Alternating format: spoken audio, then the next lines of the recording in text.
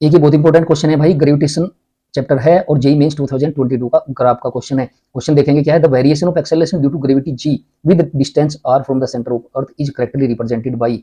जी की वैल्यू अर्थ के सरफेस के ऊपर और अर्थ के सेंटर के अंदर अगर जा रहे हैं तो किस तरह से चेंज होती है आर के साथ, ये आपको बताना है। ये 4 ग्राफ आपको दिए हुए हैं, ठीक है। तो देखते हैं इसको कैसे कर सकते हैं भाई। इनसाइड द अर्थ सरफेस, यहाँ पे आपको पता है अगर एक सिंगल फॉर्मूला हम यूज करें तो हम इंटेंसिटी ऑफ ग्रेविटेशनल फील्ड का फॉर्मूला यूज करते हैं और वो ही जी की वैल्यू के इक्वल होता है। तो क्या होता है भैया, जी डैश की value inside the earth surface, g dash की जो वैल्यू होती है G M R upon R to the power 3 where R is the radius, capital R is the radius, ठीक है। तो ये कांस्टेंट हो गया, जी कांस्टेंट है, M mass of the earth constant है। इसका मतलब जी डैश की जो वैल्यू रहेगी inside the earth surface will be directly proportional to small are.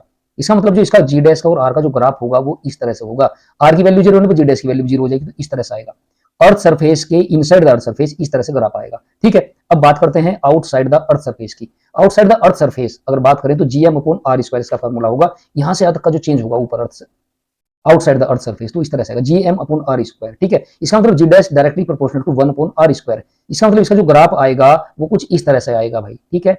ये हो गया आपका आउटसाइड द अर्थ सरफेस। अब बात आती है at the earth surface. Earth surface के ऊपर जो जी डैश की वैल्यू होती है वो जी की वैल्यू के इक्वल होती है जो कि 9.8 मीटर पर सेकंड स्क्वायर होता है और उसका जो फॉर्मूला है जीएम अपॉन आर स्क्वायर होता है। जी कांस्टेंट है, M mass of the earth constant और r radius of the earth also constant, therefore g dash will be constant. और जो जी डैश की वैल्यू होगी सरफेस के ऊपर आर जहां पे होगा वो होगा जी की वैल्यू के इक्वल, यानी कि यहां पर रहेगा, ये वैल्यू रहेगी, ठीक है। अगर इन सभी ग्राफ्स को हम कंबाइन कर दें तो अपना ऑप्शन आता है ये, मींस 0 से r is equal to 0 means earth surface, earth के सेंटर से लेकर अगर आर तक जाए, अर्थ के सरफेस तक आए तो एक डायरेक्टली प्रोपोर्शनल वाला ये एक स्ट्रेट लाइन आएगी, ठीक है। यहाँ पे वैल्यू आर के इक्वल हो जाएगी और उसके बाद फिर इस तरह का ग्राफ आएगा, वैल्यू लगातार डाउन होती जाएगी। तो इसका मतलब ये आपका ग्राफ सही है बिल्कुल, लेकिन अदर और ग्राफ्स को भी हम कंसीडर कर सकते हैं कि वो सही क्यों नहीं है, ठीक है। देखते हैं, जैसे इस ग्राफ में उसने बताया कि जैसे जैसे आर की वैल्यू 0 हो रही है वैसे वैसे जी की वैल्यू बढ़ रही है, जो कि रोंग है। जैसे जैसे आप अर्थ के सेंटर पर जाते हैं तो वहां वैल्यू आपकी कम होती जाती है, तो इसलिए ये ग्राफ आपका सी ऑप्शन रोंग है।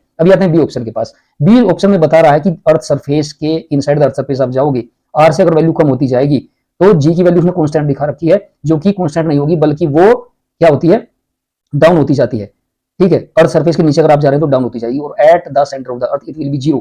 सो ये ग्राफ भी आपका रोंग है। अभी आते हैं डी ऑप्शन के पास। डी ऑप्शन में उसने दिखाया कि जैसे जैसे आप अर्थ के सेंटर जैसे आप ऊपर जाते हैं, अर्थ सरफेस की ओर जाते हैं तो वैल्यू बढ़ती है, बिल्कुल सही है। बट ये सेंटर से लेके अर्थ सरफेस तक एक स्ट्रेट लाइन होना चाहिए जैसे आपको अभी बताया था, ठीक है। तो ये ऑप्शन भी आपका रोंग है, तो सही ऑप्शन वो ए है, ठीक है भाई। तो आप चैनल को सब्सक्राइब कर सकते हैं अगर आप आईआईटी जेईई की तैयारी कर रहे हैं, नीट की तैयारी कर रहे हैं, या आप 11th क्लास या 12th क्लास में हैं तो फिजिक्स की प्रिपरेशन के लिए चैनल को सब्सक्राइब कर सकते हैं।